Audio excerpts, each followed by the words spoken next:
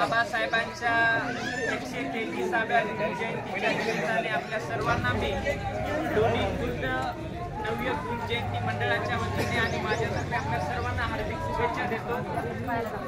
मित्रांनो, डॉक्टर बाबासाहेब आंबेडकरांचा हा 133वा भीम जयंती सोहळा संपूर्ण देशामध्येच नव्हे तर जगामध्ये मोठ्या उत्साहामध्ये हर्षोल्लासामध्ये साजरा होत आहे।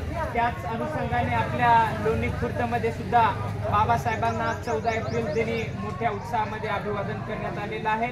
नवयुग भीम जयंती मंडळातर्फे बाईक रॅलीचं सुद्धा आयोजन करण्यात आलं होतं। त्या ठिकाणी ते लोणी बुद्रुकच्या डॉक्टर बाबासाहेब आंबेडकर यांच्या पूर्णाकृती पुतळ्याला पुष्पहार घालून आपण यांनी अभिवादन केलेलं आहे। त्याचबरोबर लोणी खुर्द ग्रामपंचायतीला सुद्धा बाबासाहेबांना अभिवादन केलेलं आहे। सकाळी भीमज्योती बुद्धविहारामध्ये सुद्धा बाबासाहेबांना अभिवादन करण्यात आलेलं आहे। मित्रांनो, डॉक्टर बाबासाहेब आंबेडकरांचा हे सर्वव्यापी जे ज्ञान आहे ते सर्वव्यापी ज्ञान आपण या भीम जयंतीच्या माध्यमातून संपूर्ण समाजामध्ये ते ज्ञान रुजवतो, अंगीकारतो, स्वीकारतो आणि त्यानिमित्तानं डॉक्टर बाबासाहेब आंबेडकरांची जी विचारधारा आहे ती विचारधारा आपण पुढे नेण्याचं काम आपण सर्वांनी करावं अशी आपल्या सर्वांना मी विनंती करतो।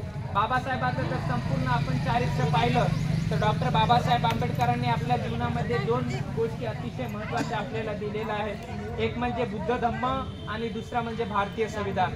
असं बुद्ध धम्म, ज्या बुद्ध धम्मामध्ये माणूस हा केंद्रबिंदू असून माणसाने माणसाच्या कल्याणासाठी झटलं पाहिजे, म्हणजे मानवाच्या हिताचा धम्म डॉक्टर भगवान बुद्धांनी दिला आणि त्याच धम्मामध्ये 14 ऑक्टोबर 1956 रोजी आपल्याला नागपूर या ठिकाणी धम्मदीक्षा देऊन आपल्याला एक नवा जन्म दिलेला आहे। त्याचबरोबर त्यांनी भारतीय संविधान दिलेलं आहे।